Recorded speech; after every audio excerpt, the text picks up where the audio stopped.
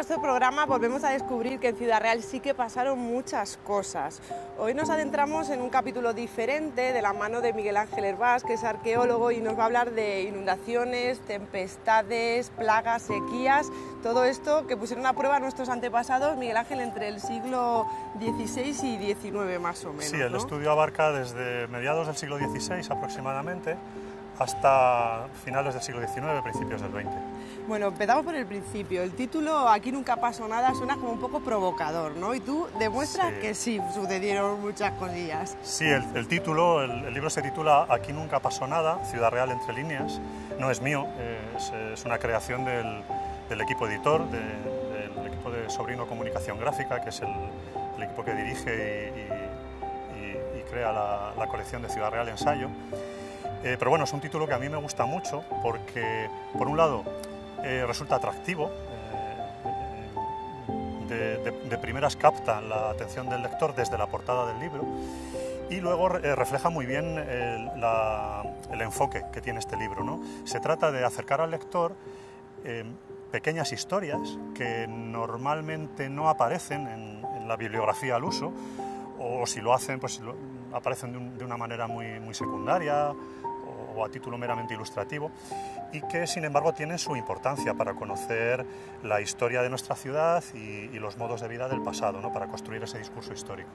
O sea, nos vamos al pasado a conocer que todo esto que ahora está tan a la orden del día, de los informativos, inundaciones, danas, olas de calor, esto sucede desde hace muchos años y en Ciudad Real de una manera muy explícita. Sí, a ver, el clima tiene unas dinámicas muy complejas. El planeta Tierra tiene 4.500 millones de años de historia, ¿no? Y obviamente a lo largo de todo ese tiempo se han producido grandes variaciones climáticas, ¿no? Los expertos coinciden en identificar hasta 5 glaciaciones, ¿no? En periodos durante los cuales la extensión del hielo en los casquetes polares alcanzó máximos históricos. Y estas fases glaciares se alternaban con periodos interglaciales durante los cuales el clima era mucho más suave, incluso bastante más cálido que ahora. Son periodos en los que la extensión del hielo en los casquetes polares quedaba reducida a su mínima expresión, o incluso en determinadas fases de la historia llegó a desaparecer por completo. Las dinámicas del clima son extremadamente complejas y dependen de multitud de factores. Por ejemplo, sabemos que dependen del grado de actividad solar. El Sol como estrella pues tiene sus ciclos internos y cíclicamente pues, experimenta fases de máxima actividad y otras fases de mínima actividad. En función de ello pues, llega mayor o menor cantidad de radiación solar a la superficie terrestre y eso influye de una manera determinante en el clima. Pero no solo esto, también están documentadas variaciones cíclicas en la excentricidad de la órbita terrestre alrededor del Sol. Entonces, a lo largo de su historia, la Tierra ha pasado un poquito más cerca, un poquito más lejos del Sol, según en qué momentos, y esto, lógicamente, también influye en la intensidad de la radiación solar.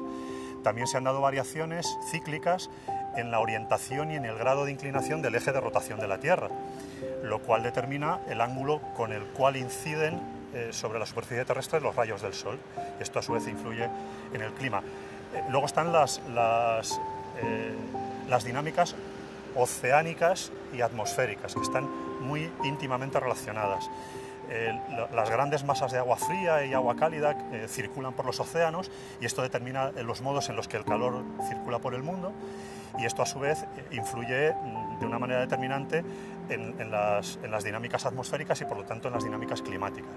Y luego hay que sumar eventos de menor alcance, por ejemplo, impactos de cuerpos celestes, ¿no? Como el famoso meteorito que provocó la extinción de los dinosaurios hace 60 millones de años, o fases de muy intensa actividad volcánica, durante las cuales pues, en el planeta Tierra había multitud de volcanes haciendo erupción al mismo tiempo en muy diversos puntos, arrojaban grandes cantidades de ceniza a las capas altas de la atmósfera y eso provocaba que la radiación solar apenas llegase con mucha menos intensidad a la superficie de la Tierra. Entonces, hay cambios climáticos de larga duración, digamos, y otros de más corta duración.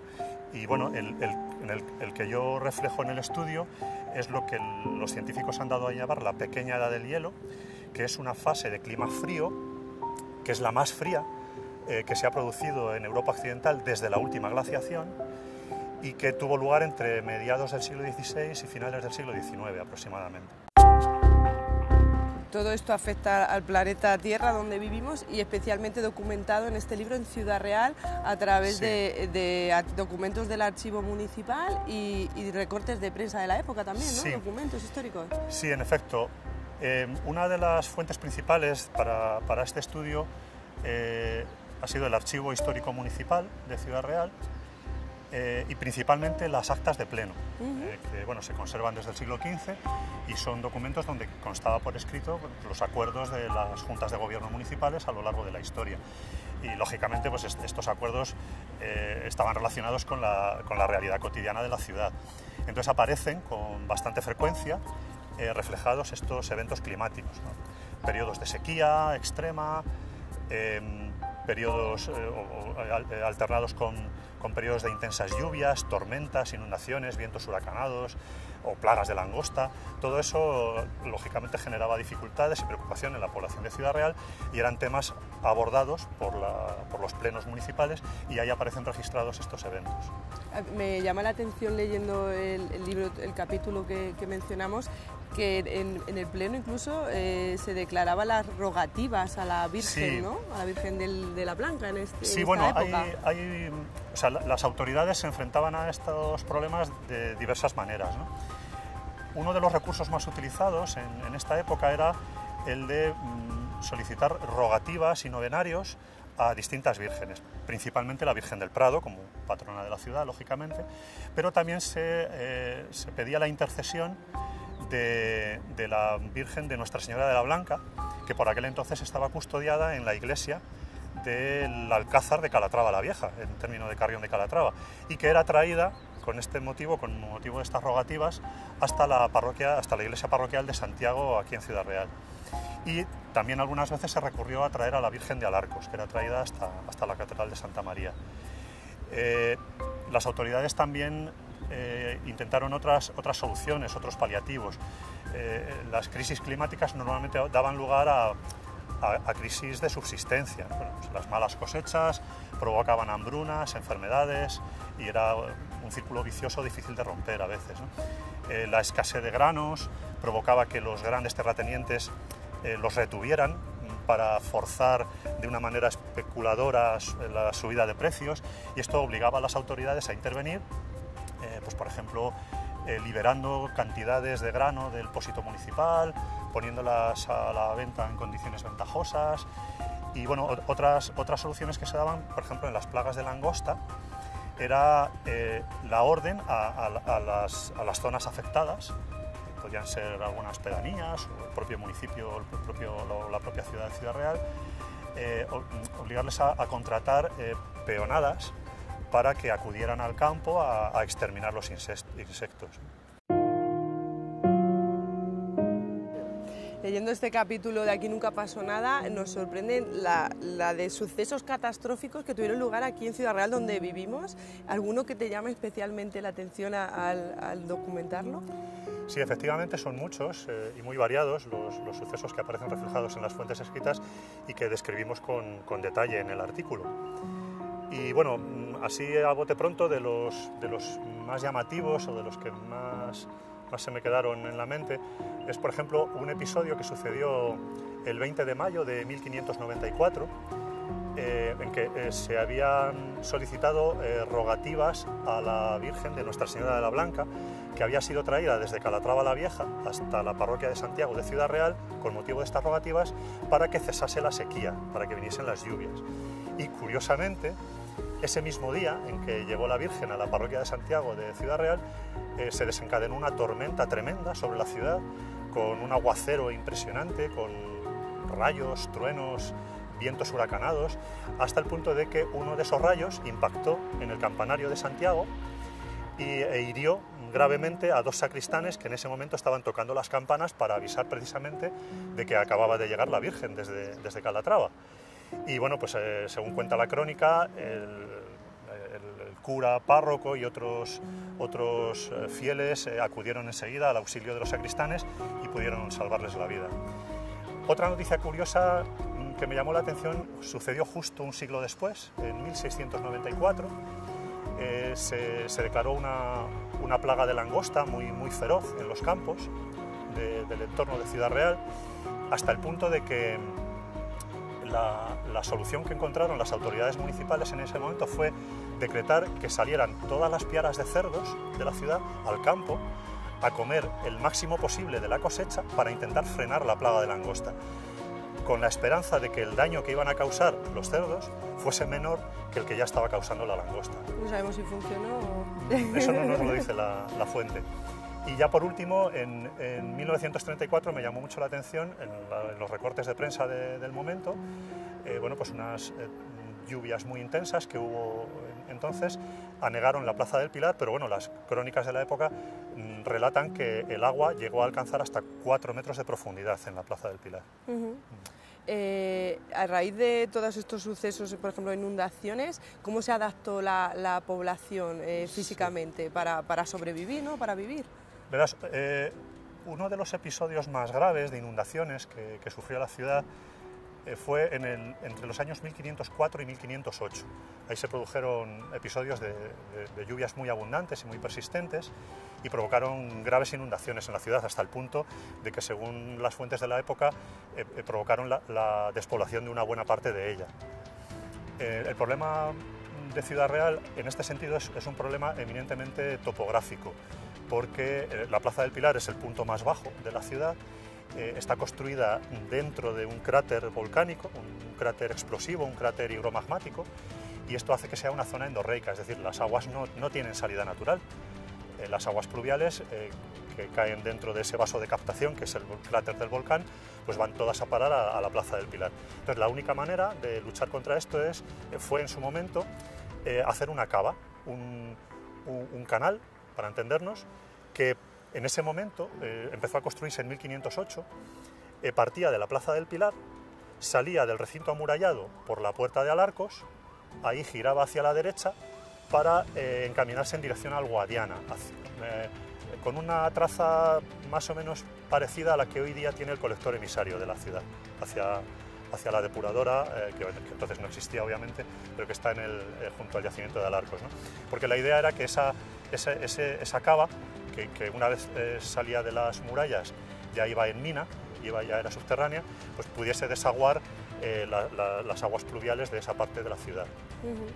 Bueno, la cava, pues a lo largo del tiempo, pues conoció fases de abandono y colmatación, fases de recuperación y de ampliación y de mejora. Pues se hicieron grandes obras en los siglos XVII, XVIII, XIX, hasta que, bueno, pues, se construyó el actual sistema de alcantarillado de la ciudad, que data de 1971, o sea que en términos históricos es muy reciente. Miguel Ángel, has hablado de glaciaciones en Ciudad Real, igual que en toda Europa hubo una pequeña edad de hielo, que eso yo creo que puede sorprender mucho desde casa. Sí, la pequeña edad del hielo es un concepto que han acuñado los científicos que estudian la historia del clima, y bueno, es un evento climático que se produjo entre mediados del siglo XVI y finales del siglo XIX, y bueno, pues en Europa occidental. Se trata de la fase de clima más frío en Europa occidental después de la última glaciación. Se dieron con gran frecuencia temperaturas extremadamente bajas en los inviernos.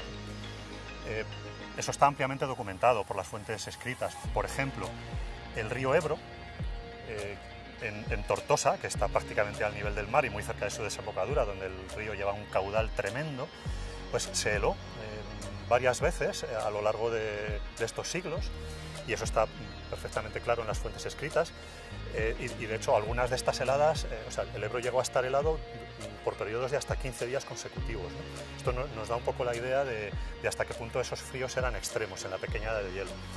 Y obviamente es un fenómeno que afectó a toda Europa occidental y obviamente también a Ciudad Real. En Ciudad Real las fuentes escritas también revelan episodios de frío extremo en la propia ciudad.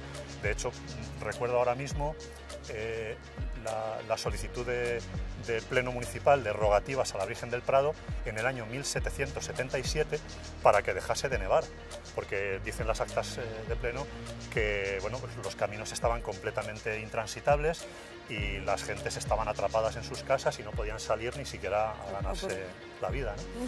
Entonces, bueno, pues sí, está claro que la pequeña edad del hielo tuvo su reflejo también en la climatología de Ciudad Real y también en el desarrollo de la industria tradicional del frío a partir de los pozos de nieve. Claro, eso, los pozos de nieve creo que como arqueólogo tú lo tienes muy presente, sí. ¿no? Sí, bueno, yo hace unos 15 años hice un estudio, una investigación sobre pozos de nieve en el ámbito provincial, en toda la provincia de Ciudad Real. Para dar contexto a estos pozos de nieve y a la industria tradicional del frío de la que dependían, pues busqué estudiar cuáles eran las condiciones climáticas de entonces, ¿no? Porque bueno, pues podía hasta cierto punto sorprender la existencia de pozos de nieve en una provincia como la nuestra, ¿no? Que normalmente se asocia a un clima eminentemente cálido. Y bueno, pues los pozos de nieve son unos grandes depósitos subterráneos, normalmente de planta circular y desarrollo cilíndrico vertical, que solían estar cubiertos por cúpulas y que estaban diseñados para poder almacenar durante el invierno la nieve y el hielo que se producían de manera natural y hacerlo en unas determinadas condiciones técnicas que permitieran la conservación de esa carga durante la mayor parte del año y por lo tanto permitieran comercializar el producto aún en épocas más cálidas. En esa época el hielo estuvo considerado como un elemento de primera necesidad, de interés público. ¿Por qué? Porque la literatura médica de la época lo ponderaba como un secreto para la salud, es decir, se había observado que el hielo contribuía a bajar la fiebre, a reducir inflamaciones, a parar hemorragias. Entonces, todo esto se asociaba a la solución de problemas de salud, ¿no? También la literatura médica de la época afirmaba que beber frío era saludable. Entonces, se pusieron de moda pues, los granizados, los refrescos, y todo esto fue gracias a esa industria del hielo o del frío tradicional manifestada en la presencia de estos pozos de nieve. En Ciudad Real capital en concreto hubo 5. No todos funcionaron al mismo tiempo y a pleno rendimiento, a veces se relevaban unos a otros. Algunos eran de titularidad municipal, otros eran propiedad de la alta nobleza, laica o eclesiástica, o de instituciones religiosas varias, pero casi siempre eran arrendados a particulares para su explotación comercial. Y bueno, pues permitían surtir de hielo a las casas de hielo de la ciudad. Hubo uno en las inmediaciones de la Puerta de Toledo, otro en las inmediaciones de la Puerta de Santa María, junto al camino de Porzuna. Otro perteneció al convento de Carmelitas Descalzos, donde hoy está el Hospital del Carmen. Y hubo otro, por ejemplo, en Santa María de Guadiana, que es un caserío que hay junto a la margen derecha del río Guadiana, justo a la altura donde lo cruza la carretera de Porzuna. Bueno, aquí que nos encontramos en la Puerta de Toledo, arriba, sí. Mes de noviembre, este calor que ahora mismo tenemos, que nos sobra la chaqueta, Miguel Ángel, se habla de cambio climático. Nos comenzabas contando el clima, ¿no? Que tiene ciclos, que es muy complejo. Sí. Deberíamos de diferenciar cambio climático con estos sucesos extremos que sucedieron siglos atrás, o cuéntanos un poco qué hay de igual y qué ha cambiado. Sí, en efecto, las dinámicas del clima, como decíamos antes, son extremadamente complejas porque influyen factores de muy diversa naturaleza y de muy diverso alcance. Entonces, como decíamos antes, ha habido grandes glaciaciones, grandes periodos cálidos, interglaciares y bueno, la diferencia, hoy día estamos inmersos en un proceso de calentamiento global, en un cambio climático. La diferencia esencial entre los cambios climáticos de la historia geológica de nuestro planeta y el cambio climático actual está en el origen.